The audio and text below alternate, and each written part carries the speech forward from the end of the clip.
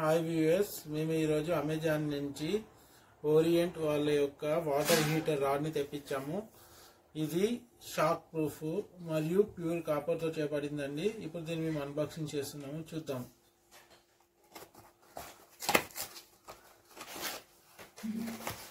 ఇది 2 years warranty అని చెప్పారు. మెటీరియల్ మొత్తం చాలా హెవీగా ఉందండి.